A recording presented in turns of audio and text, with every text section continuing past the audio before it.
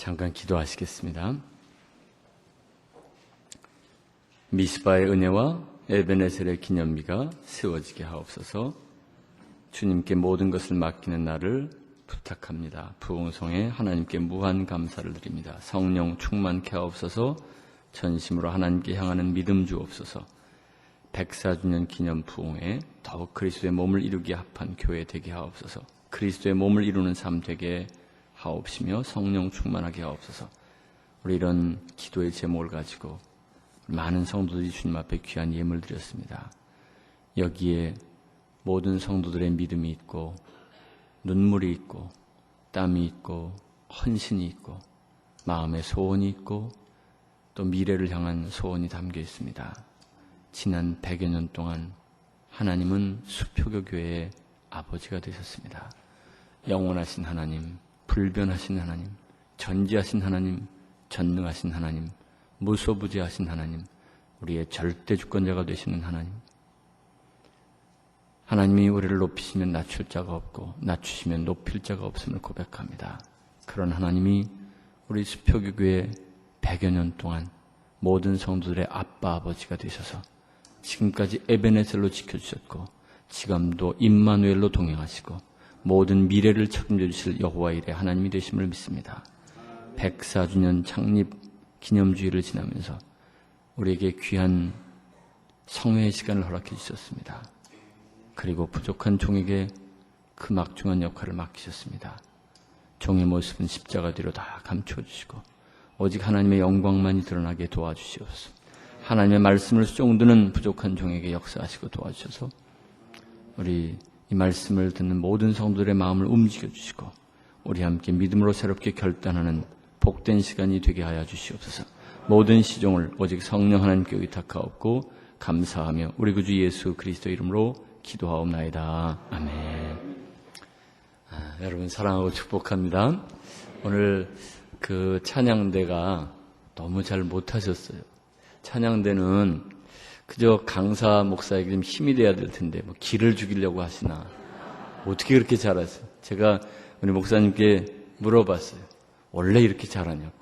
찬양대가 굉장히 잘하시네요. 그런데 제가 우리 찬양대하고 계속 눈을 마주치고 싶거든요. 이렇게 하니까 서로 좀 불편하고 그런데 혹시 괜찮으시다면 저 사열 앞자리로 옮겨 앉아주실 수 있겠습니까? 불편하시면 그냥 계시고요. 옮겨주시면 저는 너무 좋겠습니다. 그래서 우리 같이 이렇게 눈을 맞추면서 그 자리 부족하면 이 앞자리도 괜찮고요. 제가 목사가 되기 전에 오랫동안 찬양대를 했었습니다. 그런데 찬양대석에서 말씀을 듣다 보니까 회중석보다 은혜가 안 될 때도 가끔씩 있더라고요. 그래서 이제 말씀 마치셨으니까 우리 이제 회중이 되어서 같이 나눴으면 좋겠습니다. 옮기시는 동안 수표교 교회 참 좋은 교회죠. 너무너무 좋은 교회로 감리교회 소문난 교회입니다. 우리 그동안에도 이 교회를 거쳐가신 유명한 목사님들 신석구 목사님, 오화영 목사님, 정춘수 목사님 그 중에 여러분 그거 아십니까? 오화영 목사님이 저희 형수님의 외할아버지예요. 저희 형수님의 외할아버지. 너무 먼가요? 왜 웃으셨나요? 네, 고맙습니다. 야, 이제 자리가 꽉 차서 너무 보기도 좋고요. 여러분과 제가 눈을 마주칠 수 있어서 더 좋습니다. 그래서 이제 우리 수표교회 지난 또 우리 김고강 목사님께서 담임으로 잘 심우하시고 또 아름다운 승계를 이루시고 이제 또 김용성 목사님 아주 귀한 분이 이렇게 목회를 하시게 되었는데 사실 이렇게 좋은 교회지만 수표교 교회가 저에게는 솔직히 관심이 없던 교회입니다. 왜냐하면 여기 저는 서울연회에 속해 있고 여기 서울남연회에 있기 때문에 올 일도 거의 없었고요. 더구나 제가 김용성 목사님의 전화를 받기까지 김용성 목사님과 한 번의 일면식도 없었습니다. 그러니까 여러분 혹시 저하고 잘 알아서 지금 무슨 이 자리에 제가 오게 된 줄 알겠지만 일면식도 없었습니다. 그런데 제가 목사님의 전화를 받고 나서부터 수표교 교회가 제 안에 들어왔습니다. 저에게 집회 요청을 하셨던 게 제 기억은 작년으로 하는데 그렇습니까? 예, 작년에. 금년이고 작년에 저에게 집회 요청을 하셨는데, 저는 일단 특별한 경우가 아니면 어떤 부탁이나 요청을 받으면 이렇게 반응하기로 작정을 했습니다. 이건 제가 결심한 게 아니고 배운 겁니다. 제가 아주 존경하는 권사님 한 분이 저에게 이렇게 그걸 가르쳐 주셨어요. 제가 어떤 부탁을 했더니 이 권사님이 예, 알겠습니다. 기도해 주십시오. 그러시더라고요. 일반적으로는 못해요. 난 안 해요. 못해요. 이런 분들이 있고요. 그렇지 않으면 대개 믿음으로 반응한 분들은 기도해 보겠습니다. 이렇게 말합니다. 그럼 우리는 저분이 참 그래도 믿음이 좋다 그렇게 하는데 이분은 그렇게 말씀하시지 않고요. 예, 알겠습니다. 기도해 주세요. 그게 무슨 뜻입니까? 그랬더니 저에게 지금 목사님이 말씀하신 거에 대해서 순종할 수 없는 이유가 몇 가지 있습니다.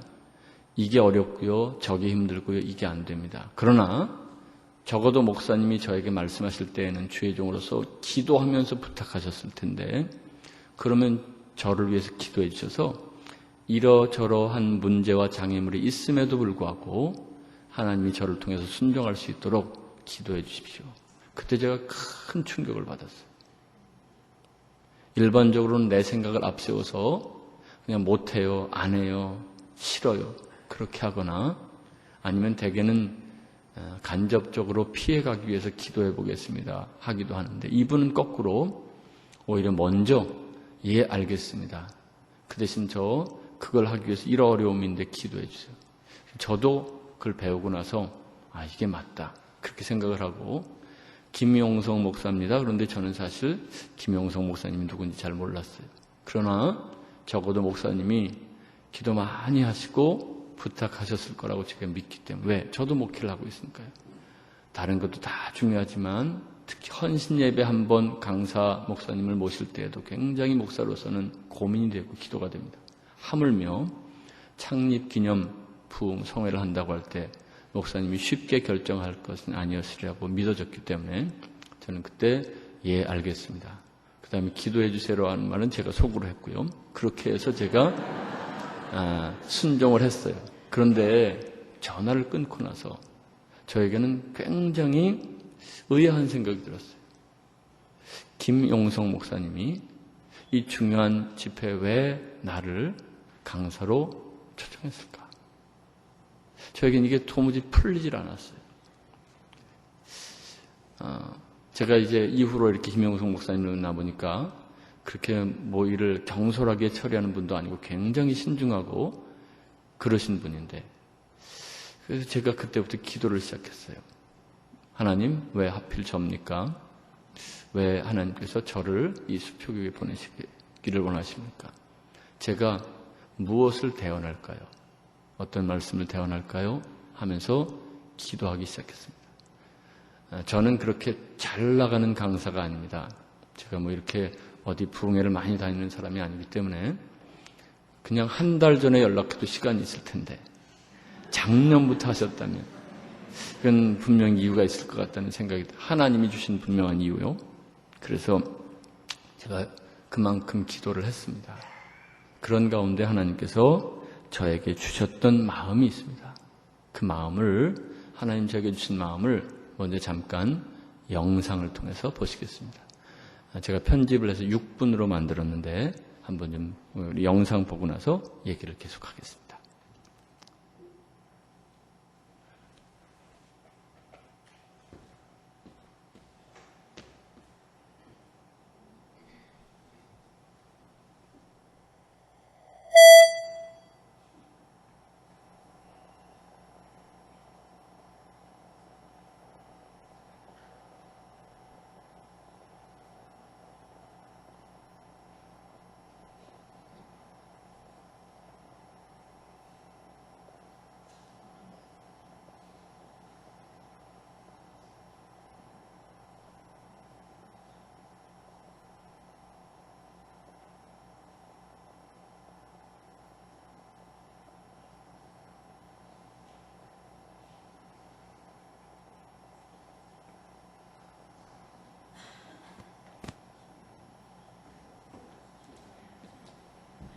자, 그냥 다시 처음부터 틀어놓으세요. 제가 성우가 돼서 하겠습니다. 처음부터 들어보세요. 제가 이럴 걸 대비해서 다 준비했습니다. 처음으로 가보시겠어요? 처음? 입이 딱 맞진 않겠지만 비슷하게 가볼게요. 그냥 앞에는 그림처럼 보십시오. 예, 코스 요리를 먹으러 갈 때가 있습니다. 메뉴 A 코스와 B 코스 두 개만 있을 때에는 참 고민이 됩니다. 하지만 거기에 아주 비싼 메뉴 C가 있는 경우에 대부분 사람들은 고민 없이 메뉴 B를 선택합니다. 메뉴 B가 무난해 보이기 때문입니다. 소비자 행동에서 잘 알려진 연구 결과라고 합니다. 이 경우에 C라는 메뉴는 팔리면 좋지만 안 팔려도 상관이 없습니다.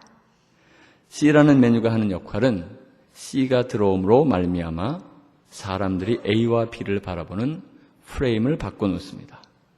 A와 B만 있을 때에는 B가 비싸 보였습니다. 그러나 C가 들어옴으로 말미암아 B는 무난한 메뉴처럼 보이고 A는 너무 싼 메뉴처럼 보이게 된다는 것입니다. C라는 메뉴가 하는 역할은 저 높은 곳에 있으면서 사람들로 하여금 메뉴를 보는 판을 바꾸는 것입니다. 저건 중간에 저 영상이 나오기 때문에 끄고 계속해야 되겠네요. 죄송합니다. 꺼주시고요. 많은 사람들이 내가 어떤 프레임을 가질 것인가에 대해서 고민을 합니다. 그러나 내가 어떤 프레임이 되어줄 것인가에 대한 고민은 별로 하지 않는다는 것입니다. 우리가 어떤 프레임을 가질 것인가 하는 것도 중요하지만 정말 우리가 하는 분야에서 최선을 다하는 것입니다. 최고의 전문가가 되는 것입니다. 그래서 빛나는 C가 되는 것입니다. 그러면 나로 인해 사람들이 세상을 보는 프레임이 바뀌게 됩니다. 사람들이 나를 보고 이렇게 얘기하는 겁니다. 야, 너 정도 하는 건 별것 아니야. 저 사람을 좀 봐. 이렇게 우리를 보고 세상을 바라보는 프레임을 바꾸는 것입니다. 이게 이런 내용이에요. 이해가 되셨습니까? 메뉴 A와 B가 있어요. A는 15,000원짜리 메뉴고요. B는 25,000원짜리 메뉴예요.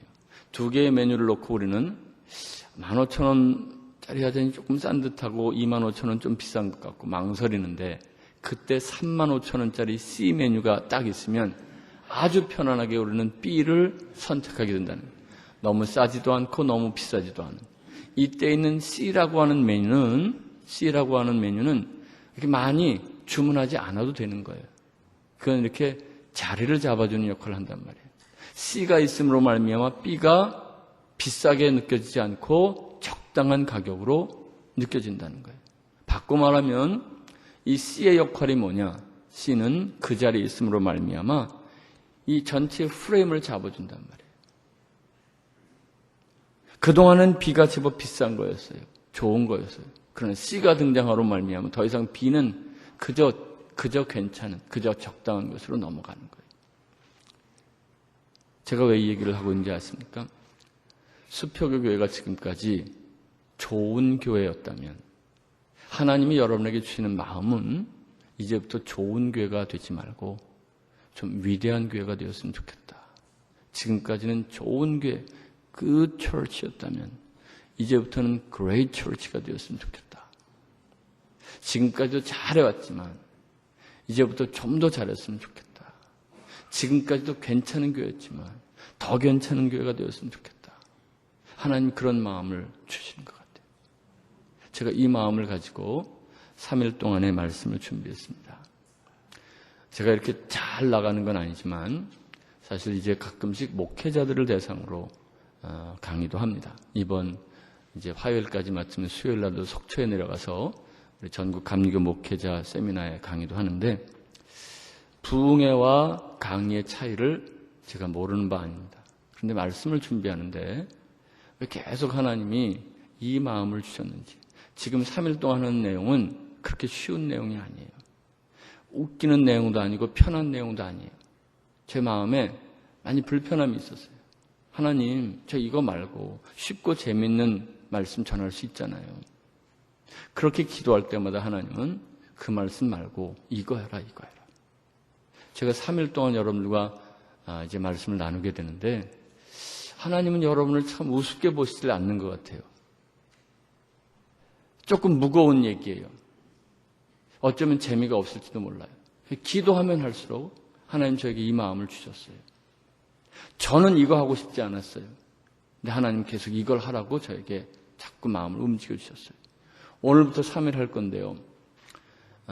여러분들 가운데 말씀을 듣다가 말씀이 너무 좀 재미없고 지루하다 그러면 주무셔도 되고 또 중간에 나가셔도 괜찮습니다. 저는 그저 하나님의 말씀을 제가 최선을 다해서 준비했고 여러분과 나누기를 원합니다. 지금까지 제가 집회를 해보고 강의를 해본 경험에 의하면 오늘 이번 3일 동안의 집회는 조금 어려운 내용일 수 있습니다. 그러나 어쨌든 저는 계속 기도하면서 버티다가 이제 순종하고 왔으니까 한 7번쯤 원래 이제 우리 같이 계획을 했었는데 지금 이제 3번으로 줄어서 제가 하고 싶은 말씀을 다 나누기는 쉽지 않겠지만 그래도 이 말씀이 분명히 필요해서 여러분에게 주시는 말씀인 줄로 믿고 저는 그저 스피커가 돼서 전하겠습니다. 제가 한 3주 전에 아프리카를 다녀왔습니다. 우리 서울연의 김영원 감독님을 비롯해서 여러 목사님들과 다녀왔는데 거기에 짐바브웨, 잠비아도 거치게 되었는데요. 거기에는 그 리빙스턴이 머물던 지역이었습니다. 그런데 이 리빙스턴 얘기를 제가 아프리카에서 들은 게 아니라 어떤 책에서 본 이야기인데요. 스코틀랜드의 어떤 작은 마을에서 부흥 집회가 열렸어요. 그때는 대개 월요일부터 토요일까지 하죠. 토요일 오전까지.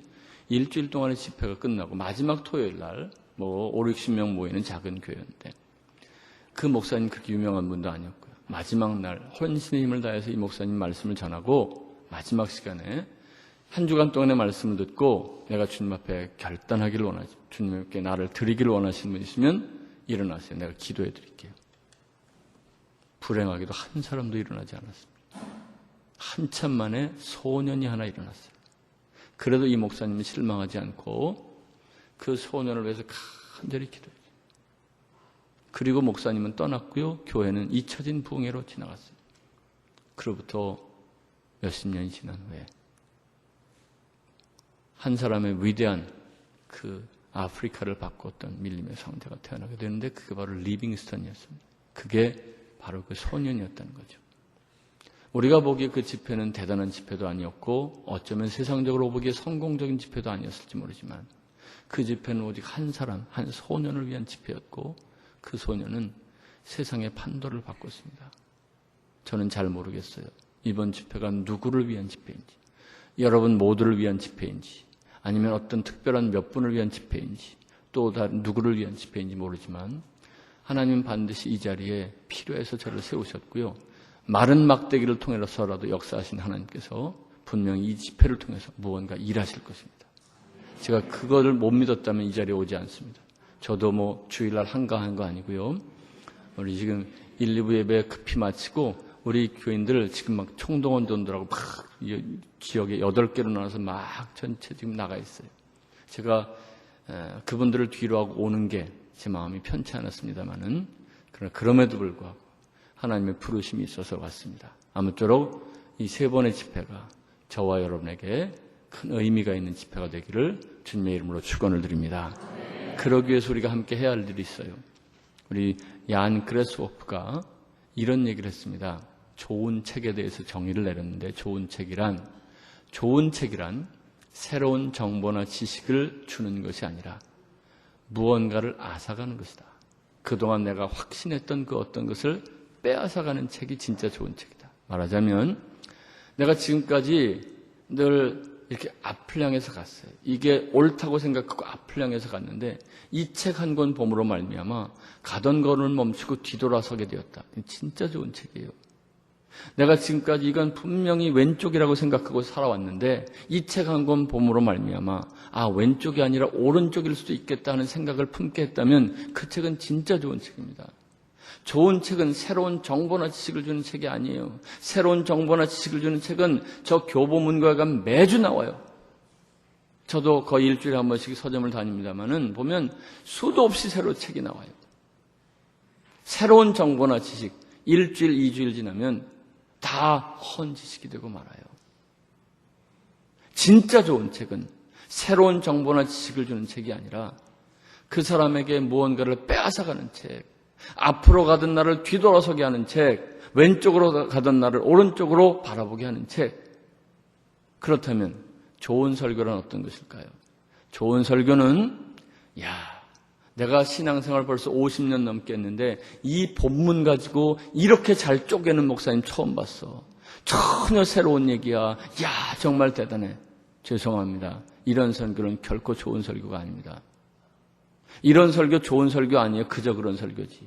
진짜 좋은 설교는 오늘 내가 목사님의 말씀을 듣고 이렇게 결단했다고. 내가 오늘 목사님 말씀 듣고 이제 내가 이렇게 살기로 내가 방향을 바꿨다고. 이게 진짜 좋은 설교죠. 아닙니까? 그렇다고 한다면 좋은 설교는 앞에서 외치는 강사만으로 이루어지는 게 아니란 얘기예요. 좋은 설교는 함께 서로 교통하고 함께 서로 교제하고 함께 서로 반응을 하고 소위 상호작용, 인터랙션이 일어날 때 진짜 좋은 설교는 만들어지는 겁니다. 그런 의미에서 그저 여러분들 가만히 앉아있지 마시고 제가 물어보면 대답도 해주시고 제가 어떻게 하면 반응도 해주시고 또 때로는 이제 별로 은혜스럽지 않은 부분에도 아멘도 해주시고 막 이렇게 반응을 해주세요. 그게 저를 위한 것이기도 하지만 여러분 자신을 위한 것이니까. 그래서 우리 이번 집회를 우리가 함께 좋은 집회를 만들어 갔으면 좋겠습니다. 좋은 설교는 새로운 정보나 지식을 주는 게 결코 아닙니다.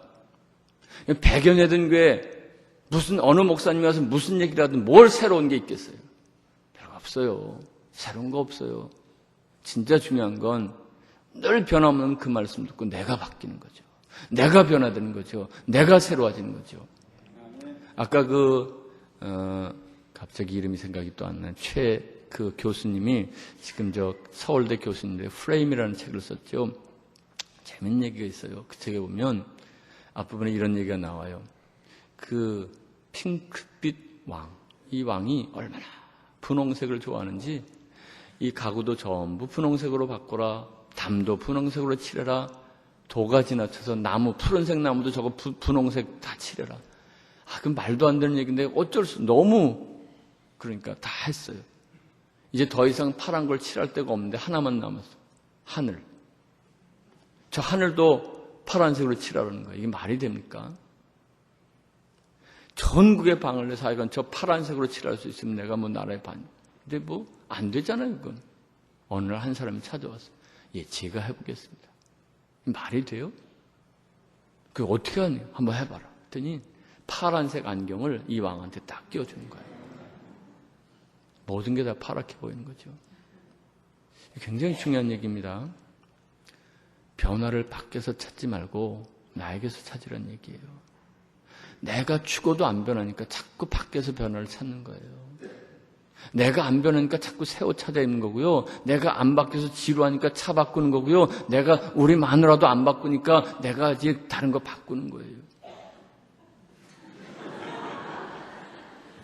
그렇죠?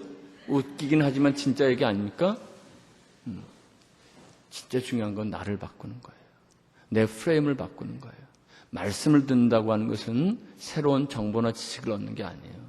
말씀을 듣는다는 것은 오늘 나에게 주신 레마의 말씀을 듣고 그 앞에서 내가 변화되고 내가 새로워지는 것. 이번 집회가 그런 집회가 될 수 있기를 주님의 이름으로 축원을 드립니다. 이제 우리 하나님의 말씀을 보았는데 이걸 풀어가기 위해서 성경을 우리가 전체 성경을 나눌 때 나누는 방식 크게 가장 대표적인 것은 구약과 신약으로 나누죠. 그렇죠? 구약과 신약으로 나눕니다만은 그리피스 토머스라고 하는 학자가 성경을 나누는데 이렇게 나눴어요. 창세기 3장이 성경의 축이라는 거예요. 성경의 축. 성경의 축을 중심으로 창세기 1, 2장 한 분, 4장 이후 요한계시록까지. 창세기 3장을 중심으로 1, 2장 한 분, 창세기 4장부터 요한계시록 22장까지 이렇게 나눴어요. 성경. 이유는 뭐냐? 창세기 3장에 무슨 얘기가 나오죠? 죄, 인간의 죄가 들어오는 이야기가 나옵니다.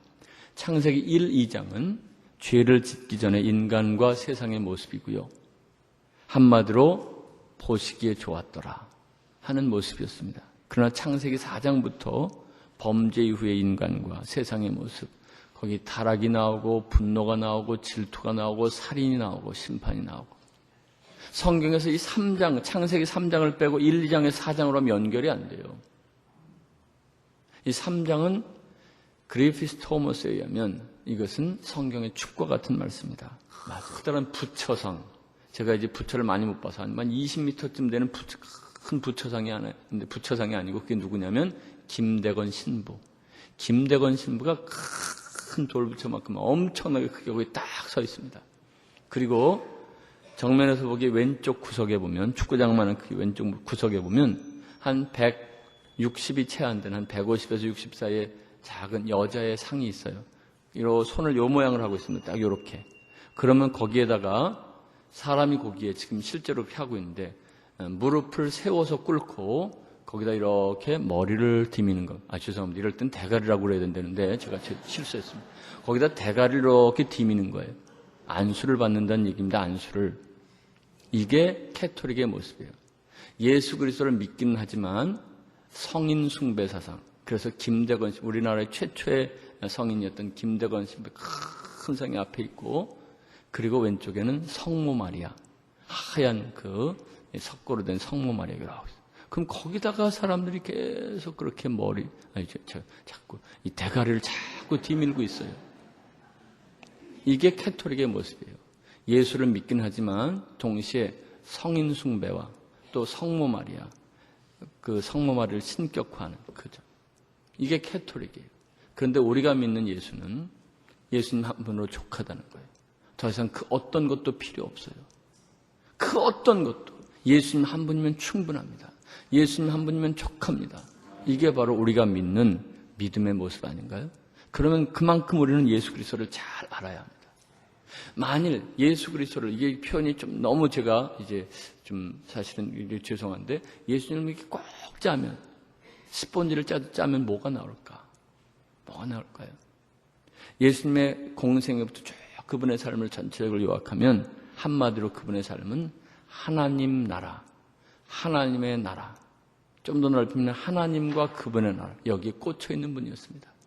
그분은 공생애를 시작하면서 첫 일성으로 하셨던 말씀이 뭔가요? 마가복음 1장 14절 15절. 제가 컴퓨터로 다 준비했는데 안타깝게도 여기 이 모든 이 시스템이 저하고 호환이 안 된다고 그래요. 그래서 지금 여러분 화면 다 띄워주고 싶은데 그게 되질 않네요. 죄송합니다. 읽어볼게요.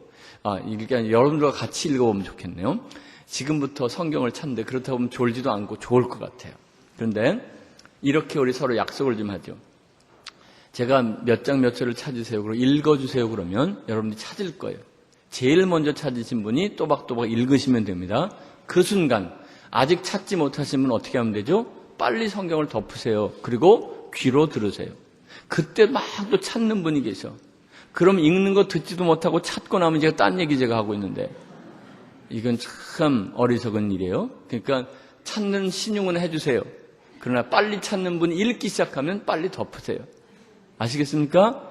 이 수표교회에 제가 보니까 너무 이런 게 훈련이 잘 돼 있고서 이렇게 호흡이 맞을 것 같아요. 딴 교회 가면 제가 막 혼자 읽지 이렇게 안 해요. 근데 여러분들 될 것 같아요. 자, 시작하겠습니다. 마가복음 1장 14절로 15절을 찾아보겠습니다.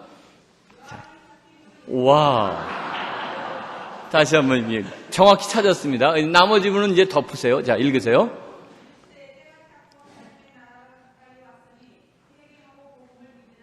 예, 하나님 나라가 가까이 왔으니 회개하고 복음을 믿으라.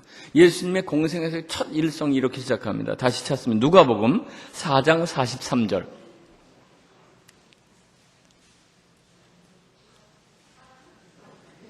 예, 읽으실까요? 누가복음 4장 43절. 잘못 찾았네요. 예.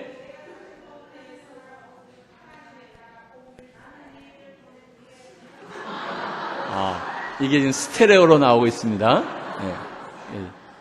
자, 다시 제가 읽어볼까? 예수께서 이르시되 내가 다른 동네들에서도 하나님의 나라 복음을 전하여 하려니, 그 다음 나는 이 일을 위해 보내심을 받았다.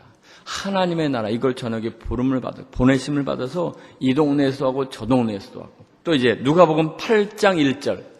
누가 한번 읽어보실까요?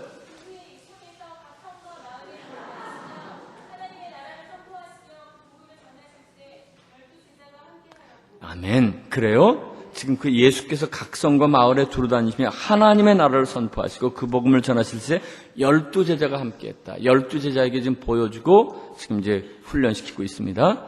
산상수훈인 마태복음 6장 33절 외워서 하셔도 됩니다. 마태복음 6장 33절. 예.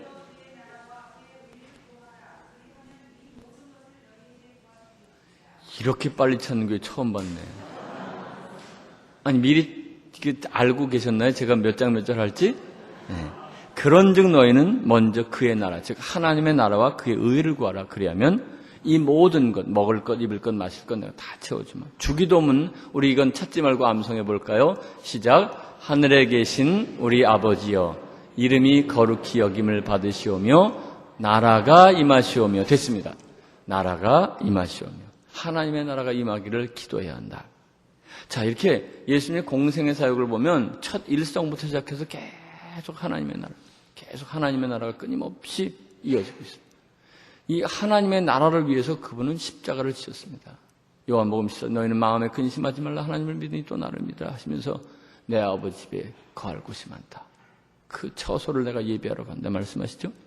그분은 그렇게 십자가에 달려 죽으시고 부활하셨는데 사도행전 1장 3절 한번 찾아볼까요? 사도행전 1장 3절.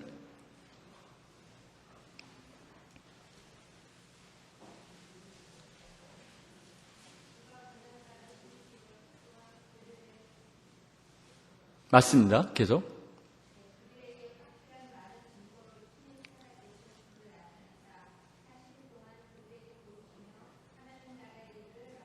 예.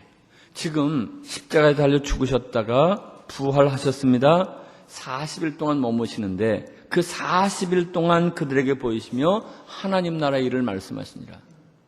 부활하신 예수님 이제 40일 동안 머무는 그 시간도 하나님 나라의 일을 말씀하시니 전적으로 다 쓰셨다.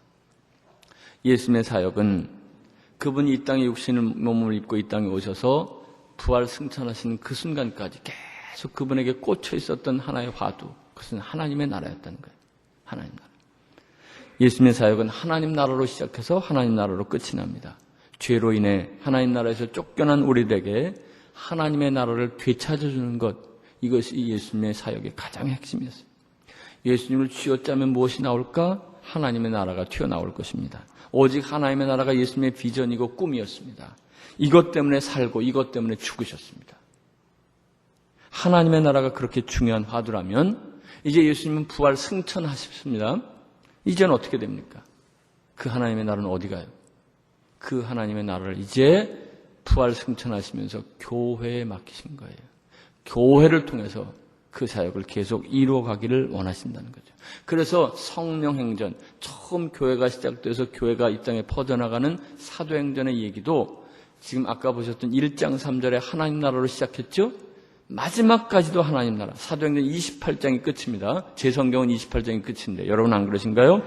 마지막 30절, 31절 맨 끝을 한번 볼까요? 사도행전 20장 30절, 31절 찾아보겠습니다.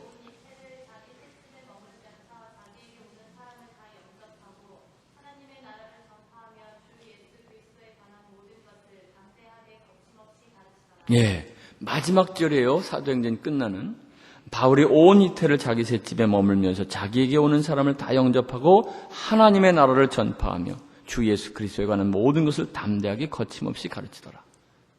예수님은 줄기차게 하나님 나라를 우리에게 소개하시고 경험케 하기를 원하셨고 장차 우리가 하나님 나라에 들어가기를 원하셨단 말이에요.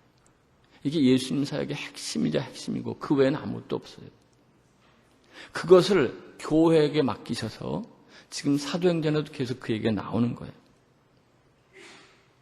우리가 이걸 절대 우리 교회와 우리 지금 여기 임원 세미나를 겸한다고 해서 제가 이게 이렇게 하고 있는 건데요. 교회에서 절대 놓치지 말아야 할 게 무엇인가? 예수님이고 하나님 나라라는 거예요. 자, 그럼 이쯤에서 우리가 교회가 무엇인지를 좀 살펴볼 필요가 있어요. 교회가 뭡니까? 여기 뭐라도 있으면 제가 그림이라도 그려보고 어떻게 아무것도 안 되니까. 교회가 뭐냐? 자, 역시 그냥 계속 나갈 텐데 고린도전서 1장 2절 한번 찾아볼까요? 고린도전서 1장 2절. 고린도전서 1.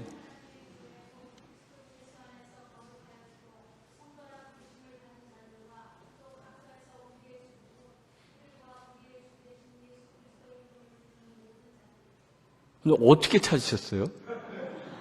아니, 제가 고린도전서 1장 2절 좀 그랬더니 어떻게 나와요? 진짜 제가 이거 귀신이 고칼로리시다는 표현을 쓰면 안 되는데, 네. 굉장히 중요한 얘기예요. 그 고린도에 있든지 서초동에 있든지 마포에 있든지 어디에 있는 하나님의 교회, 화면을 띄면 너무 좋았겠습니다. 하나님의 교회, 곧이란 말은 뭐지? 이퀄. 하나님의 교회는 뭐냐? 그리스도 예수 안에서 거룩하여지고 성도라 부르심을 받은 자들, 성도라 부르심을 받은 사람들이란 얘기죠. 또 각처에서 우리의 주, 곧 그들과 우리의 주 되신 예수 그리스도의 이름을 부르는 모든 자들, 모든 사람들이란 얘기예요. 그러니까 다시 말하면 교회는 뭐냐? 교회는 사람이에요. 교회는 건물이 아니라는 거예요. 교회는 사람이에요. 이건 예배당이에요. 제가 유년부 교재, 그 장로교에서 나온 걸로 기억이 되는데 유년부 교재를 이렇게 보다가 깜짝 놀랐어요. 거기에 이런 얘기가 나와요. 들어보실래요? 학교에서 돌아온 오빠가 롤러스케이트를 타러 나가려고 한다. 그러자 동생이 오빠를 따라 나서겠다는 것이다. 오빠가 귀찮아하며 혼자 가려고 하자 엄마가 같이 가라고 타일렀다. 이렇게 해서 둘이 롤러스케이트를 타고 동네 언덕으로 올라갔다.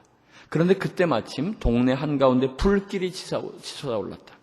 자세히 보니 그것은 그들이 다니는 교회였다. 사람들이 불을 끄기 위해서 이리저리 뛰어다니는 모습이 보였다. 그러나 불길을 잡지 못하고 결국 다 타버리고 말았다. 아이들이 집으로 달려와서 엄마에게 말했다. 엄마, 교회 불이 나서 다 타버렸어요. 이제 우리는 어디서 예배를 드려요? 교회가 다 없어졌어요. 엄마가 대답했다. 엄마도 얘기를 들었단다. 안타깝긴 하지만 교회에 불이 났다고 해서 목사님이, 장로님이, 권사님이, 집사님이 없어진 것은 아니잖니? 타버린 건물은 다시 지으면 되는 거야. 그리고 예배는 당분간 다른 건물을 빌려서 드리면 된단다. 진짜 교회는 건물이 아니라 사람이야. 이야, 유년부 교재예요. 이렇게 수준 높아. 교회는 건물이 아니라 사람입니다. 물론 그래서 이렇게 구분합니다. 교회 예배당을 visible church, 보이는 교회라면 우리 사람으로서의 교회는 invisible church, 보이지 않는 교회라고 말하기도 하지만 어쨌든 좁은 의미에서 교회란 사람인 거예요. 우리 수표교 교회가 뭐 어느 주일날 뭐 그렇게 하는지 안 하는지 모르겠습니다만 전교인 야외배를 떠났다. 그래서 지금 여기 교회 예배당 비었네요. 수표교회가 어디 있어요? 거기 있는 거예요. 거기에. 예. 그러니까 우리가 엄밀하게 말하면 내일 조금 그런 얘기를 더 할 수 있을지 모르겠습니다만은 내가 교회에 간다라는 말은 잘못된 거예요. 교회에 가는 게 아니라 교회가 가는 거예요. 맞습니까? 예. 교회에 가는 게 아니고 교회가 가는 거예요. 지금 이게 굉장히 중요한 얘기인데요. 교회에 가니까 늘 우리가 문제가 돼요. 교회 안에 있을 때는 교회인 척하다가 교회 예배당 문만 나왔으면 교회가 아닌 거예요. 근데 교회가 간다고 말해보세요. 어디 있으나 교회지. 그 사람이 저 청량이 있어도 교회고 그 사람이 어디 저 교도소 안에 있어도 교회지요. 교회가 간다면 굉장히 중요한 얘기입니다. 교회는 건물이 아닙니다. 사람입니다. 두 번째, 이 에베소 1장 23절을 찾아볼까요? 에베소 1장 23절 앞부분만 좀 먼저 읽겠습니다. 에베소서 1장 23절.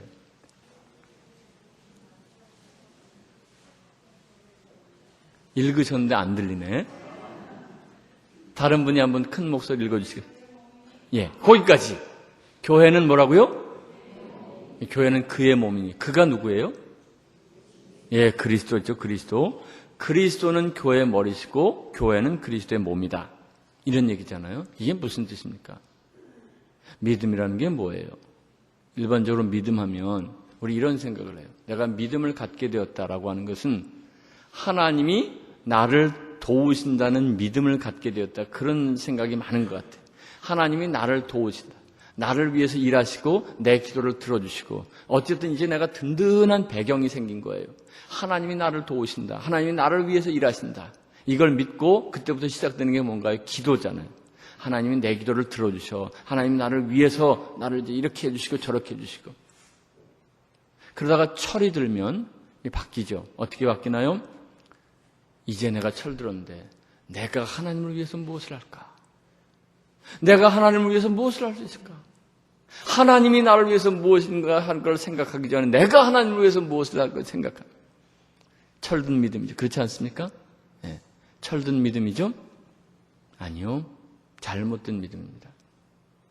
내가 하나님을 위해서 뭘 해요 하긴. 아니 내가 하나님을 위해서 뭘 해? 뭐 할 거예요? 하나님을 위해서 뭐 할 거예요? 하나님 뭐가 부족해요? 웃기는 얘기죠. 무슨 내가 하나님을 위해서 뭘 해 하기는.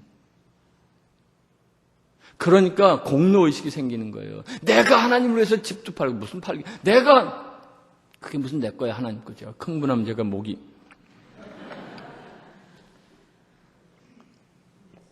무슨 내가 하나님을 위해서 뭘 해요 하긴. 그러고 나서는 하나님 그러실 수가 있습니까? 핏대를 올리고 시험 들고 실족하고. 잘못돼서 그래요. 내가 하나님을 위해서 하는 거 아니에요. 철든 믿음 아닙니다. 그럼 뭐예요? 정확히 말하면 하나님이 나를 통해서 일하시는 거죠. 하나님이 나를 통해서 일하시는 것. 그래서 우리 갈라디아서 2장 20절 내가 그리스도와 함께 십자가에 못 박혔나니 그런즉 이제는 내가 사는 것이 아니요 오직 내 안에 그리스도께서 사시는 것이라. 이제 내가 육체 가운데 사는 것은 나를 사랑하사 나를 위하여 자기 몸을 버리신 하나님의 아들을 믿는 믿음 안에서 사는 것이라. 우리가 고백하잖아요. 여기 이제는 내가 사는 것이 아니고 오직 내 안에 그리스도께서 사시는 것이라. 내 안에 그리스도께서 사시는 것이라. 주님이 나를 통해서 일하시는 거예요. 그래서 주님이 나를 몸을 삼아서 일하시는 거예요. 그래서 그분이 머리이시고 내가 그분의 몸이라는 거예요. 그분이 나를 통해서 일하시는 거예요. 나를 당신의 몸을 삼아서 일하시는 거예요. 그분이 나의 머리가 되셔서 내 모든 것을 지시하시고 가르치시고 그리고 인도하신다는 거예요. 이게 믿음이에요. 믿음은 주님이 나를 위해서 하시는 거 아니에요. 믿음은 내가 주님을 위해서 뭔가를 하는 게 아니에요. 믿음은 주님이 나를 통해서 일하시는 거예요. 나를 그리스도의 몸을 삼아서 일하시는 거예요. 그래서 주님은 지금도 이렇게 우리 똑똑똑똑 두드리시면서 볼지어다 내가 문 밖에 서서 두드리노니 누구든지 내 음성을 듣고 문을 열면 내가 그에게로 들어가 그와 더불어 먹고 그는 나와 더불어 먹으리라. 지금도 우리의 마음을 녹화하고 계세요. 내가 좀 들어가고 싶어. 내 안에 들어가서 내가 일하고 싶어. 너와 함께 동역하고 싶어. 교회가 그의 몸, 그리스도의 몸이라는 의미는 바로 이런 거예요. 자, 이제 우리 여러분 더 이상 그렇게 말하지 마세요. 주님이 나를 위해서 일하시는 거 아닙니다. 내가 주님을 위해서 일하는 거 아니에요. 주님이 나를 통해서 일하시는 거예요. 나를 그분의 몸을 삼아서. 이렇게 될 때 그분과 나는 하나가 되는 거예요. 내가 주님을 위해서 일한다면 주님과 나는 내가 주체가 되고 주님이 객체가 되는 거예요. 주님이 나를 위해서 일해 주님이 주체가 내가 객체가 아니고 주님과 내가 하나가 되는 거예요. 예수님 이 땅에서 그 삶을 충분히 보여주셨어요. 아버지이신 하나님과 내가 하나가 될 때 어떤 일을 할 수 있는지 보여주시고 가셨죠. 예, 이게 교회가 그분의 몸이라는 말씀의 뜻이죠. 다시 아까 에베소 1장 23절로 가서 교회는 그의 몸이니 그 다음을 계속 읽어주시겠어요?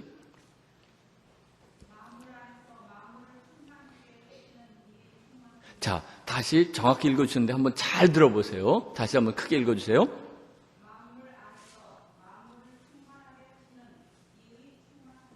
무슨 뜻이에요? 제가 학교 다닐 때 국어 점수가 나쁜 편이 아닌데 아무리 제가 이걸 12번을 읽어도 뜻을 모르겠어요. 만물 안에서 만물을 충만케 하시는 이의 충만함이니라. 무슨 뜻입니까? 지금 누가 여기 국어 교수님 안 계신가요? 난 도무지 이해가 안 돼요. 그래서 제가 여러 성경을 찾아봤어요. 무슨 영어 성경도 찾아보고 세번역도 찾아보고 쉬운 말도 찾아보고 막 찾아보는데 제일 저에게 와닿는 번역본이 있었어요. 공동번역. 읽어볼게요. 교회는 그리스도의 몸이며 그 다음 만물을 완성하시는 분의 계획이 그 교회 안에서 완전히 이루어집니다. 만물을 완성하시는 분의 계획이 그 안에서 교회 안에서 완전히 이루어집니다. 여기 교회는 사람이라고 그랬죠? 그 사람 혹은 사람들 안에서 만물을 완성하시는 주님의 계획이 이루어진다. 주님이 우리를 당신의 몸을 삼으시고 우리를 통해서 일하심으로 말미암아 만물을 완성하신다 이런 얘기예요. 우리를 도구로 삼으셔서 만물을 완성하신다. 이게 주님의 계획이라는 거예요. 교회는요, 사람들의 모임입니다. 그 사람은 못생긴 사람, 잘생긴 사람, 가난한 사람, 부유한 사람, 또 혹은 배운 사람, 못 배운 사람, 성질 좋은 사람, 나쁜 사람, 별 사람 다 있어요. 그러나 이 교회가 진짜 중요한 이유는, 이 교회가 값진 이유는 그런 것 때문이 아니에요. 우리는 다 어차피 공사 중이지만 주님이 다른 계획을 갖고 계시지 않아요. 이 교회를 통해서 만물을 완성하시는 계획을 갖고 계시다고요. 돈 많다고 으스댈 필요 없고요. 많이 배웠다고 어깨에 힘줄 필요 없다는 거예요. 단지 중요한 것은 만물을 완성하시는 주님의 계획을 이루는 주체가 교회라는 거예요. 돈 없다고 주눅들 필요 없어요. 못 배웠다고 그저 우리가 주눅들 필요 없다고요. 나를 통해서라도 주님이 일하시면 무엇인지 할 수 있다. 이런 우리 자부심이 있어야 돼요. 교회 이거 없으면 더 이상 교회가 아닙니다. 여기까지 정리해 볼까요? 교회는 세 가지. 첫째는 사람입니다. 두 번째는 그리스도의 몸입니다. 세 번째는 만물을 완성하시는 주님의 계획을 이루는 주체입니다. 이해가 되십니까? 네, 옆에 분에게 한번 해보세요. 교회가 뭐라고요? 사람이에요. 그리스도의 몸이에요. 만물을 완성하시는 주님의 계획을 이루는 주체예요. 네, 굉장히 중요한 거예요. 이건 예배당 건물이고요. 내가 교회고 우리가 교회입니다. 우리는 그리스도의 몸이에요. 그리스도께서 나를 통해서 일하시길 원하시면 지금도 계속 문을 두드리고 계세요.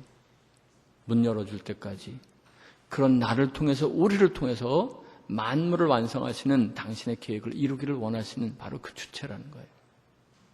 자, 그러면 이제 본격적으로 오늘 본 말씀으로 가볼까요? 지금까지는 워밍업. 이제부터 시작입니다. 자, 우리 이제 진짜 중요한 내용을 한번 보자고요. 이 마태복음 16장 13절로 19절 이 말씀은 교회의 청사진이라고도 볼 수 있는 아주 중요한 말씀입니다. 여러분들 이 말씀 여기 100년 넘은 교회 수도 없이 이 말씀 나눴을 거예요. 그럼에도 불구하고 또 나눈 거는 이제 우리 지난번에 들었을 거와 이번에 들을 때가 다를 수 있기 때문입니다. 이제 우리 이 말씀을 저도 무척 여러 번 읽었는데 근데 제가 이 말씀에 대해서 이렇게 지경이 확 열리게 된 계기는 이재철 목사님이 쓴 책 중에 내게 있는 것이라는 책이 있어요. 내게 있는 것이라는 책에 이 본문의 내용을 잘 설명하고 있습니다. 제가 그 부분을 조금 인용해 가면서 설명을 드릴게요. 이 본문 말씀 마태복음 16장 13절로 19절 말씀은 예수님의 공생애가 거의 마무리가 되어가는 시점에 일어난 일입니다. 주님은 지금 주로 갈릴리를 터전 삼아서 대부분의 공생애 사역을 갈릴리에서 감당하셨습니다. 예루살렘에 그저 잠깐 왔다 가시도 했지만 그건 왔다 가신 거지 예루살렘에 머무르면서 사역하신 게 아니에요. 잠시 들러서 사역은 하셨지만 그 모든 터전은 갈릴리였습니다. 그런데 이분이 이제 마지막으로 십자가를 지시기 위해서 예루살렘으로 올라가시게 됩니다. 마무리 마지막 부분. 이것을 누가복음에는 그 예수님의 그 여행이라고 해서 이렇게 예수님의 여행에 관한 기사를 이렇게 자세하게 다루고 있는데 어쨌든 그런데 이렇게 예루살렘으로 가고 계시던 예수님께서 갑자기 방향을 트셔서 지금 어딘가로 향해서 가십니다. 그 종착역 목적지가 바로 빌립보 가이사랴. 개역 한글판에는 가이사라 빌립보가 되어 있고 개역 개정판에는 빌립보 가이사랴라고 되어 있는데 어퍼치나 매치나 어퍼치나 다 똑같은 얘기예요. 이 지역은 원래 머리 위로 헬몬산의 정상의 만년설이 올려다 보이는 작고 아름다운 시골 마을이었습니다. 그런데 이 조용한 시골 마을, 헬몬산의 그 만년설이 이렇게 뒤덮인 것이 내려다 보이는, 그리고 늘 거의 이렇게 운무 같은 것이 이렇게 늘 끼어 있는 그런 마을인데 거기에 헤롯 왕의 아들 헤롯 빌립이 그곳에 도시를 건설하고 자신의 이름을 빌립 뒤에 로마 황제의 칭호인 가이사르라는 말을 덧붙여서 빌립보 가이사라고 새롭게 태어난 마을이었습니다. 그런데 중요한 것은 여기 가이사르라는 말을 붙일 때에는 함부로 붙일 수가 없었어요. 그 당시에 가이사르라는 말이 붙는 게 가끔 있었는데 함부로 붙일 수가 없었습니다. 이런 그 가이사르, 로마의 황제 단어를 쓰려면 최소한 두 가지를 반드시 갖춰야만 했습니다. 그것은 바로 황제의 위용에 걸맞는 규모를 갖춰야 합니다. 그냥 조그만 마을에다가 가이사를 그렸더니 큰일 나요.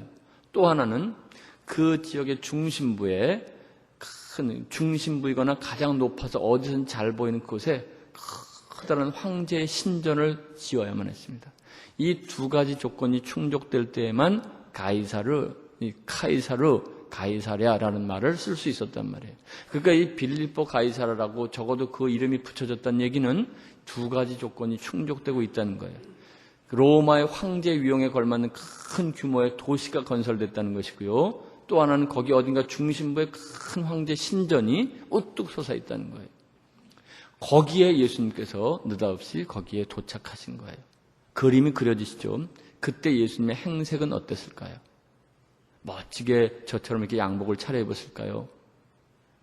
그 당시에 무슨 숙박시설이 제대로 되어 있는 것도 아니고 그렇게 되어 있다 할지라도 예수님 일행이 돈이 많았던 것도 아닐 것 같고 매일 입던 옷 그 옷 입으면서 저 갈릴리 촌 사람들이 아주 행색이 초라한 모습으로 그 황제 위용에 걸맞는 엄청난 화려한 도시에 지금 13명이 당도한 거예요. 가만히만 있어도 주변 사람들이 다 저거 누구야? 어디서 이상한 냄새가 나? 저거 누구야? 하고 다 쳐다볼 만큼. 그 신전의 문지기보다도 훨씬 더 초라한 모습으로 13명의 일왕이 거기에 당도한 거예요. 거기서부터 지금 오늘 이야기가 시작되고 있는 거예요. 그림이 그려지시죠? 거기에서 예수님께서 느닷없이 제자들에게 물으십니다. 사람들이 나를 누구라고 하느냐? 사람들이 나를 누구라고 하더냐? 갑작스러운 질문에 제자들이 대답을 합니다. 예, 더러는 세례요한, 더러는 엘리야, 더러는 예레미야 혹은 선지자 중에 하나라고 하더이다. 이 무슨 얘기예요? 그래도 예수님을 세례요한이나 혹은 예레미야나 엘리야처럼 큰 선지자로 지금 생각하는 거 그거 아니에요. 누가 그 얘기를 하고 있어요? 로마 사람들이 한단 말이에요. 즉 로마의 엄청난 제국에 유대라고 하는 나라는 조그만 속국이에요. 변방의 속국. 그저 존재도 미미한 작은 나라예요. 그 나라에 또 그냥 여러 선지자 중에 하나쯤으로 생각한다는 거예요. 별 볼 일 없이 생각한다는 거지 한마디로. 이제 재차 예수님께서 물으십니다. 그러면 그런 사람들은 그렇다 치고 그러면 너희들은 나를 누구라고 하느냐? 너희들은 나를 누구라고 하느냐? 다시 물으십니다. 그러자 그때 기다렸던 듯이 베드로가 대답을 하죠. 당신은 그리스도이십니다. You are the Christ. You are the Messiah. 그리고 더불어서 살아계신 하나님의 아들이십니다. The Son of Living God. 당신은 그리스도시고 살아계신 하나님의 아들이십니다. 그리스도. 이게 헬라어죠. 유대어, 히브리어로 말하면 메시아 같은 말입니다. 영어로 Savior, 우리말로 구세주, 구원자죠. 다 같은 말이에요.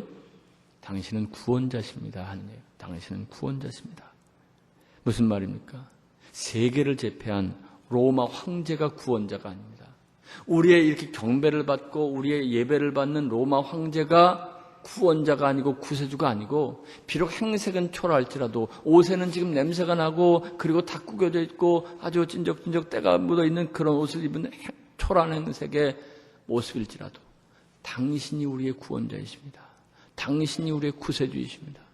이 고백을 하고 있는 거예요. 또 하나의 고백은 살아계신 하나님의 아들이십니다. 사자 새끼는 사자고요. 개 새끼는 발음을 잘해야 되겠네. 개 새끼는 개예요. 사자 새끼는 사자고 개 새끼는 개예요. 맞습니까? 네. 아무리 주인을 잘 만나서 호사를 한다 할지라도 개가 사람이 될 수는 없는 거예요. 무슨 조수민가 누구 개는 그 개는 호적도 있고 여권도 있다고 그러대. 그래도 개는 개예요. 응? 그래도 개는 개예요. 마찬가지로 하나님의 아들은 그 행색이 아무리 초라할지라도 하나님의 아들은 하나님인 겁니다. 지금 베드로가 그 고백하는 거예요. 당신은 살아계신 하나님의 아들, 즉 하나님이십니다. 아무리 초라한 행색이고 아무리 냄새나는 행색이라 할지라도 당신은 하나님이실 수밖에 없습니다. 그 고백하는 거예요. 지금 베드로는 이런 고백을 지금 하고 있단 말이에요. 세상의 3권을 장악하고 절대 권력을 휘두르고 있는 로마의 황제가 하나님이 아니라 신이 아니라 바로 여기 계신 초라한 행색의 당신이 진정한 살아계신 하나님이십니다. 비록 은과 금은 없을지라도 예수님 당신이 우리를 구원하실 뿐이고 우리를 지키실 분이십니다. 이 고백하는 거예요.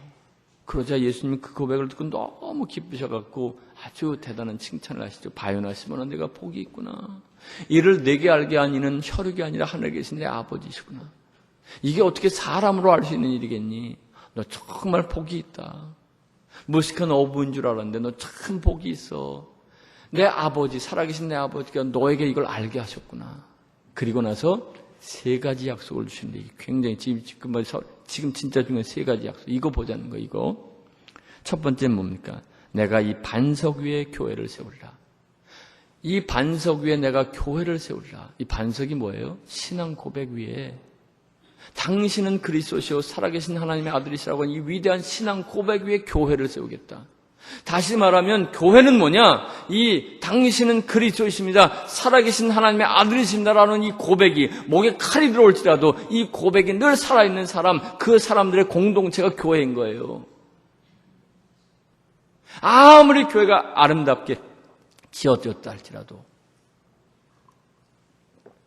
거기에 그런 신앙 고백이 없으면 교회가 아니라는 거예요. 아무리 초라한 쓰러져가는 초가집이라 할지라도 거기에 모인 사람이 2-3사람이라 할지라도 당신은 그리스도이십니다. 살아계신 하나님의 아들이십니다는 이런 분명한 고백이 있다면 그게 진짜 교회라는 거죠. 교회는 제도나 건물이 아닙니다. 교회는 예수님을 주인으로 모신 사람들의 모임입니다. 다시 말해서 이 세상을 압도하고 있는 황제의 논리에 빠지지 않고 주님의 영원한 진리를 쫓아서 살아가는 사람들의 모임, 이게 교회라는 거예요. 무슨 그렇게 당연한 얘기를 하고 계십니까? 반문하시겠습니까? 이거 정말 우리가 다시 한번 깊이 돌아봐야 돼요. 2번째, 주님 계속 말씀하십니다. 음부의 권세가 이기지 못하리라. 음부의 권세가 이기지 못하리라. 관주 성경을 갖고 계신 분 계십니까? 그 성경은 권세가 앞에 6이라고 써 있는데 그런 성경 갖고 있는 분 손 들어보세요. 음부의 권세가 할 때 권세가 그 앞에 권자 앞에 6자가 써 있는 성경. 다 좋은 성경. 있어요? 예. 그럼 따라 내려가 보세요. 그 6 밑에 뭐라고 되어 있습니까? 밑으로 가면 그 설명. 대문이, 그렇죠? 지금 이 권세가 주 6번 주인데 밑으로 내려가면 설명이 대문이 이렇게 되어 있습니다. 음부의 권세가 이기지 못하려 이게 무슨 뜻일까요? 이것은 음부, 사단의 왕국의 대문이 이기지 못한다 이런 뜻이에요. 사단의 왕국의 대문이 이기지 못한다. 더 어렵네. 교회 영적 사명을 가리키는 거란 말이에요. 교회의 사명은 잘 생각해보세요. 교회의 사명은 사단의 공격을 막아내는 게 아니에요. 교회의 사명은 사단의 공격을 막아내는 수비하는 수비수들이 아니라는 거예요. 교회의 사명은 지금 사단이 막 이렇게 둘러싸고 있는 거기에 나가서 공격하고 나가서 음부의 권세를 맞서 싸우고 이겨내고 그들을 취하는 게 교회의 사명이라는 거예요.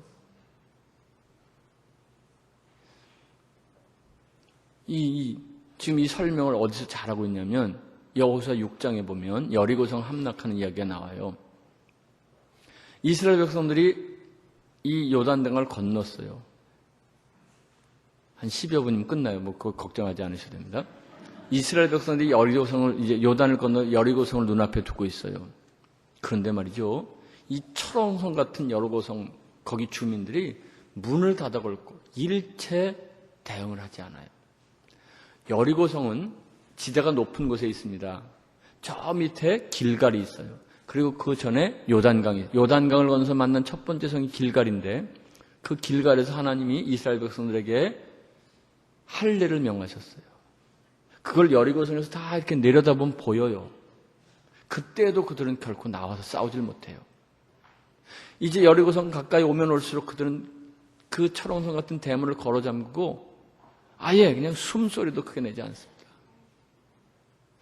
지금 이스라엘 백성들은 강한 군사인가요? 굉장히 훈련된 무슨 공수부대, 특공대쯤 되나요? 오합지졸 한 번도 싸운 적이 없는 사람들입니다. 어째 이런 일이 일어납니까? 그 이유를 이 여호수아 5장 1절에 이렇게 설명합니다. 제가 읽을게요. 요단 서쪽의 아모리 사람의 모든 왕들과 해변의 가나안 사람의 모든 왕들이 여호와께서 요단물을 이스라엘 자손들 앞에서 말리시고 우리를 건너게 하셨음을 듣고 마음이 녹았고 이스라엘 자손들 때문에 정신을 잃었더라. 지금 이스라엘 사람들 때문에 마음이 녹았고 정신을 잃었어요. 그들이 강해서가 아닙니다. 그들이 훈련된 병사라가 아니에요. 그 뒤에 누가 계시기 때문에? 여호와 하나님이 계시기 때문에. 한 번도 전쟁이라고 해보지 못한 광야에서 자란 사람들. 이 오합지들도 이런 오합지들이 없는데 그들 때문에 이 철옹성과 같은 여러 그 훈련된 군사들이 마음이 녹아버렸어요. 정신이 혼미해졌어요. 그들 뒤에 하나님, 살아계신 하나님, 전능하신 하나님이 계시기 때문에. 음부의 권세가 이기지 못하려 이해가 가십니까? 내가 그런 사람이에요. 나는 오합지졸이에요.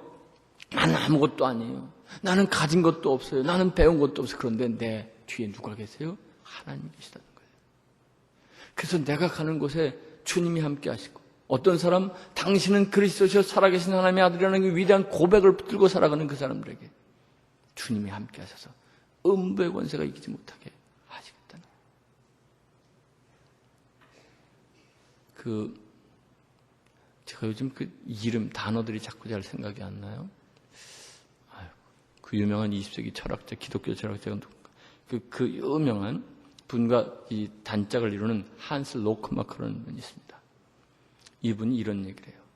오늘 이 시대에 이 교회의 문제가 뭐냐? 그것은 소위 경건하다고 하는 사람들이 사탄과 불가침 협정을 맺었기 때문이다.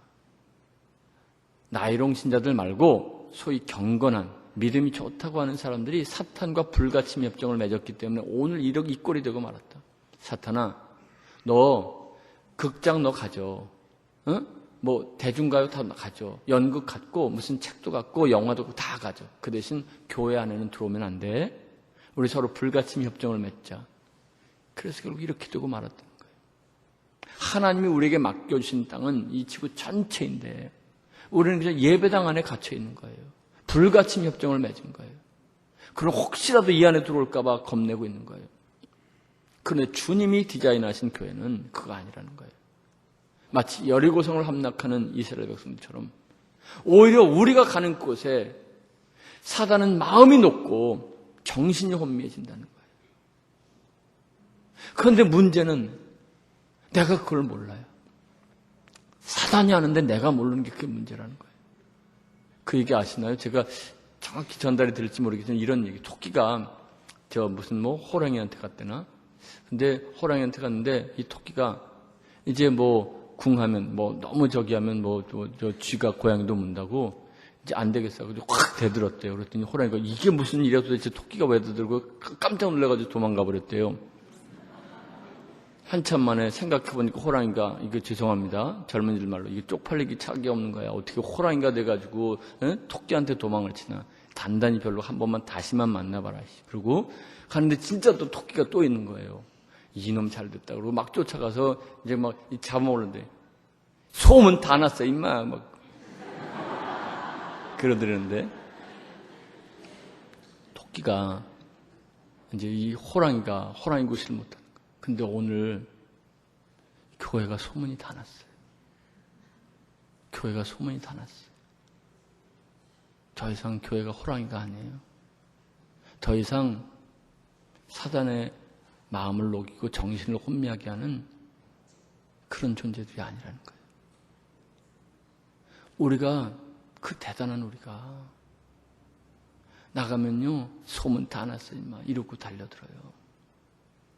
본래 교회는 그게 아닌데 음부의 권세가 이기지 못하리라. 이 말씀 속에는 사단의 왕국의 대문 취하지 못하리라 이런 뜻이에요.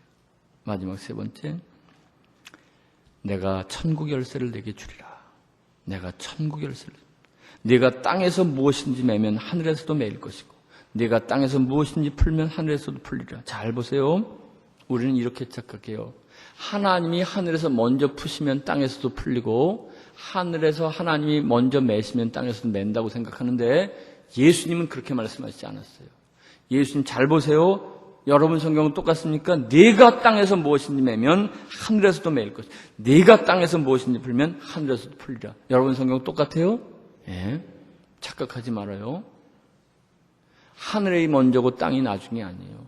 내가 먼저고 하늘이 나중이라는 거예요. 이렇게 분명한 신앙 고백을 가지고 당신은 그리스도이십니다. 살아계신 하나님의 아들이시는 이 분명한 신앙 고백을 가지고 나아가서 음부의 권세와 대적하며 싸우는 우리들.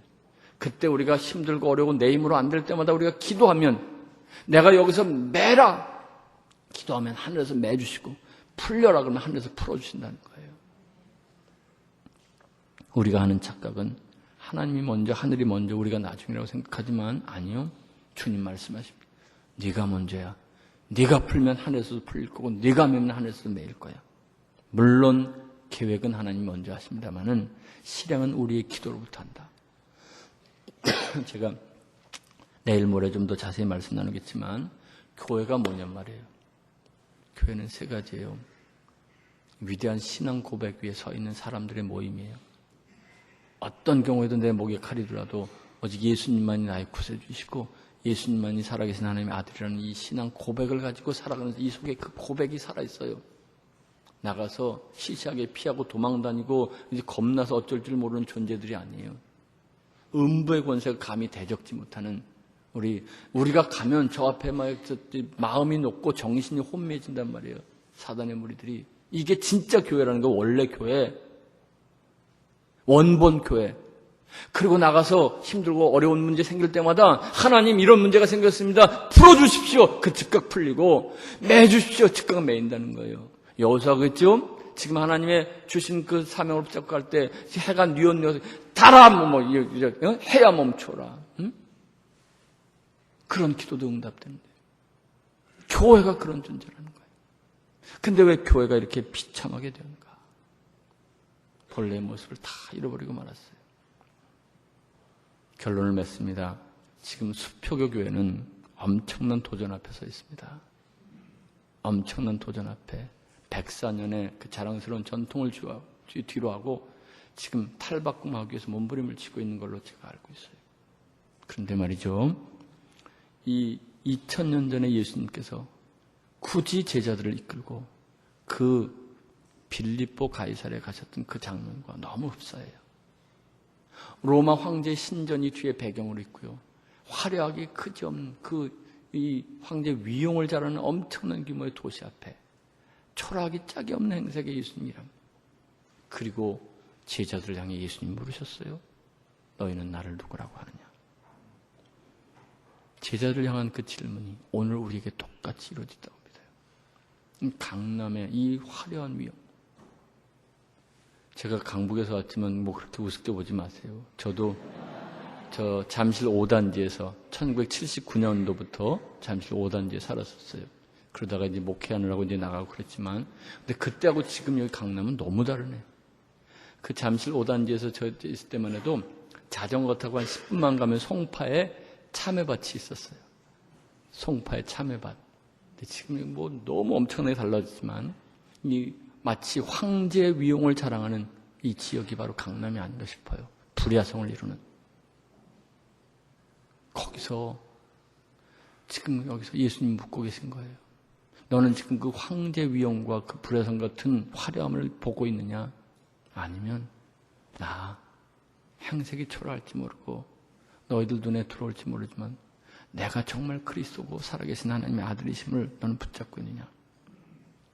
너희가 정말 참 교회냐?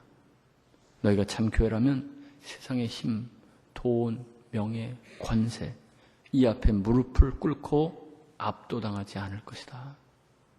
너희가 참 교회가 아니라면 너희가 아무리 많은 것을 가지고 있을지라도 세상에 무릎을 꿇을 수밖에 없을 것이다.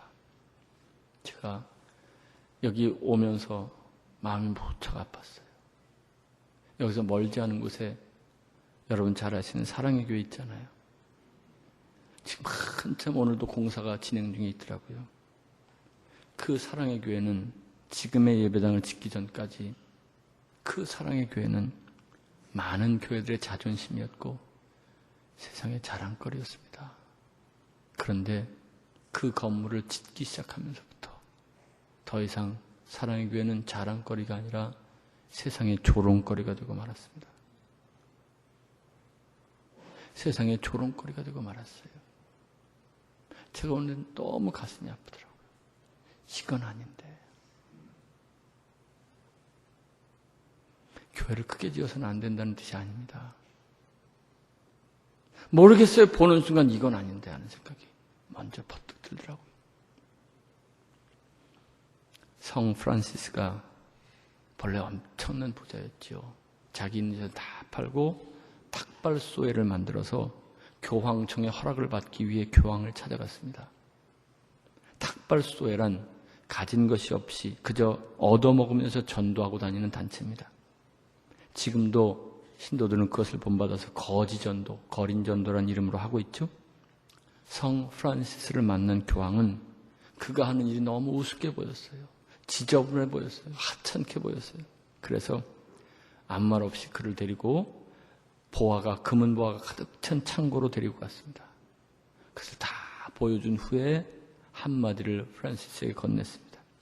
이제는 금과 금은 내게 없다던 베드로의 말은 더 이상 할 필요가 없게 되었네. 이제 교회는 더 이상 은과 금은 내게 없다던 베드로의 말은 더 이상 할 필요가 없게 되었네. 프란시스가 이 말을 받아서 조용하지만 단호하게 대답했습니다. 그렇습니다. 이제 교회는 은과 금으로 가득 차게 되었습니다.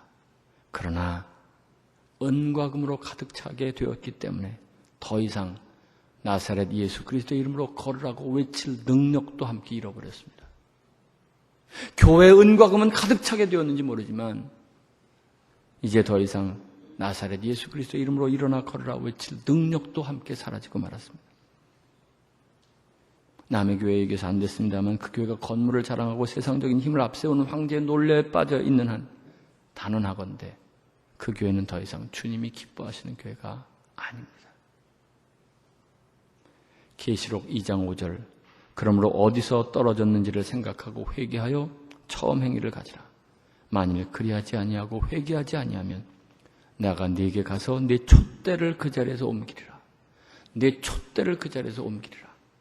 지금 주님은 서초동을 아니 강남을 책임져줄 하나님 나라의 베이스 캠프를 애타게 찾고 계십니다.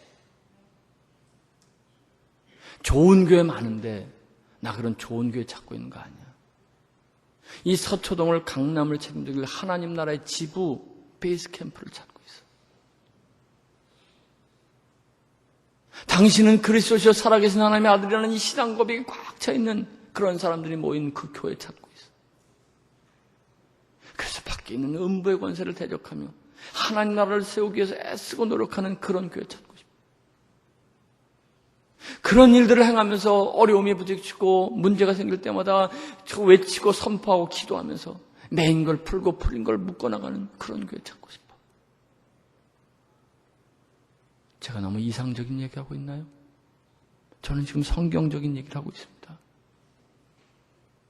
제가 이 말씀을 준비하고 어제 그래도 이제 오늘이면 이제 내일이면 가는데 수표교회 그래도 한번 인터넷에도 홈페이지 좀 들어가 보고 깜짝 놀랐습니다. 거기 주보를 보다가 뒷면에 이렇게 써 있더라고요. 1909년 9월 9일에 창립된 수표교 교회는 수표가 물높이를 재는 자였듯이 현 시대의 교회와 민족이 나아갈 길을 가르쳐주는 척도의 사명을 감당하고 만남과 교류, 새로운 희망과 꿈을 이루는 시대의 징검다리, 다리가 되기 위해 하나님의 뜻을 펼쳐가는 교회입니다. 수표, 물높이를 자는 재였듯이 현 시대의 교회와 민족이 나아갈 길을 가르쳐주는 척도의 사명을 감당하고 메뉴 A가 있고 B가 있을 때는 다 그렇지만 C가 하나 나옴으로 말미암아 B의 길이 잡히고 A의 길이 A는 갑자기 싸지고 B에는 그저 그러지는 거예요. 저는 수표교회가 그런 교회가 되기를 간절히 소원합니다. 제가 이 말씀을 준비하면서 이해를 못했어요. 왜 이렇게 재미없는 이 어려운 얘기 해야 됩니까? 왜 이렇게 불편한 얘기 해야 됩니까? 근데 말이죠. 어제 저녁에 이걸 봤거든요. 이게 하나님의 마음이구나. 지금 이게 바로 수표교 교회가 지금까지 걸어왔고 앞으로 걸어갈 길이구나. 잠깐 눈을 감으시겠어요?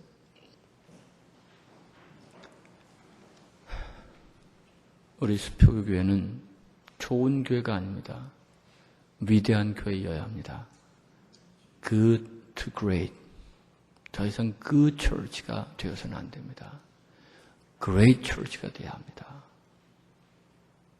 그러기 위해서 이 수표교회에 예수님의 형상이, 예수님의 마음이, 예수님의 이름이 가득 찬 교회가 되어야 합니다. 지금도 그렇지만 더 그렇게 가야 합니다. 이 황제 위용을 자랑할 것 같은 황제 논리에 빠져있는 강남에서 비록 건물로 눈에 띄지는 않을지 몰라도 여기 속한 사람들 한 사람 한 사람이 정확하게 예수님의 그 마음, 예수님의 소원을 붙잡아야 합니다. 주는 그리스도시요 살아계신 하나님의 아들이시라는 위대한 고백이 늘 살아있는 공동체가 되어야 합니다. 감히 음부의 권세가 이겨 내가 걸어만 다녀도 쩔쩔매고 도망치고 문을 걸어 잠그는 그런 일들이 일어나야 합니다. 문제가 있을 때마다 주님께 외칠 때마다 주님이 거기서 턱턱 풀어주시고 묶어주시는 이 기적의 역사가 이곳에 나타나야 합니다. 여기서 죄송합니다. 수표교회가 사랑의 교회하고 저 예산으로 상대할 겁니까? 인원으로 상대할 거예요? 저 코앞에 있는 교회? 그거 상대 안 돼도 상관없어요. 계속 나누겠습니다만 주님은 우리의 그 무리에 관심 없습니다. 정말 교회다운 교회, 이 지역의 수표가 되는 교회 찾고 계십니다. 그 교회 되라고 104년 전에 이름 정해주셨습니다. 주님, 지금까지 내가 그런 교회 되지 못했습니다. 우리가 그런 교회로 살지 못했습니다. 지금부터라도 그런 교회 되게 해주십시오. 그런 마음을 담아서 우리 같이 기도할 텐데 그 전에 우리 찬양단 나오세요. 교회를 교회되게, 예배를 예배되게 뜨겁게 한번 찬양하고 뜨겁게 기도하시겠습니다. 교회를 교회되게, 예배를 예배되게. 우리 함께 찬양할 때에는 여러분 기도하는 마음으로 불러주시면 좋겠습니다. 기도하는 마음으로 주님 교회를 교회되게 해주십시오. 예배를 예배되게 해주십시오. 우리 함께 우리에겐 소원이 하나 있네.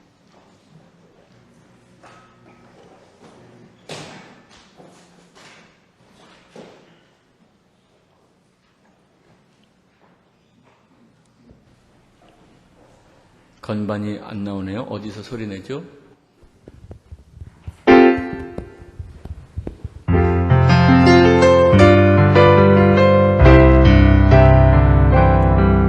우리에게 소원이 하나 있네. 주님 다시 오실 그날까지 우리 가슴에 새긴 주의 십자가 사랑 나의 교회를 사랑케 하네. 주의 교회를 향한 우리 마음 희생과 포기와 가난과 고난 하물며 죽음조차 우릴 막을 수 없네. 우리 교회는 이 땅의 희망. 교회를 교회되게 예배를 예배되게 우리를 사용하소서.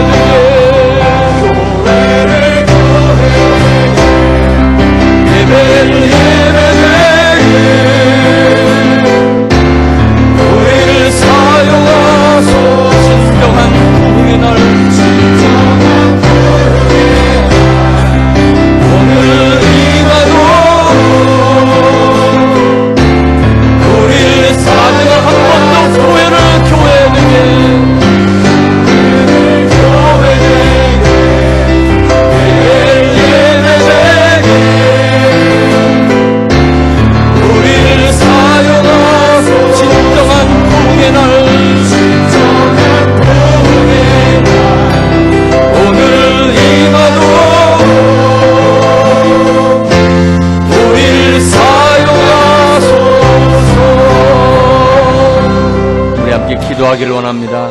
그렇습니다. 주님, 진정한 교회 되기를 원합니다. 좋은 교회로 남지 않고 위대한 교회가 되기를 원합니다.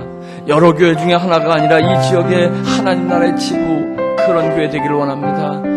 당신은 그리스도이십니다. 살아계신 하나님의 아들이시라는 위대한 고백이 늘 살아 역사하는 교회 되기를 원합니다. 음부의 권세가 이기지 못하는 주님의 신앙 고백과 함께 살아가고 어디 가든지 사단이 맥을 못 추는 그런 우리, 그런 나, 그런 교회가 되기를 원합니다. 우리가 주님 앞에 기도할 때마다 주님 들으신다는 확신을 가지고 기도하며 새로운 기적을 만들어가는 그런 교회 되기를 원합니다. 우리 주님 앞에 간절히 기도하시겠습니다.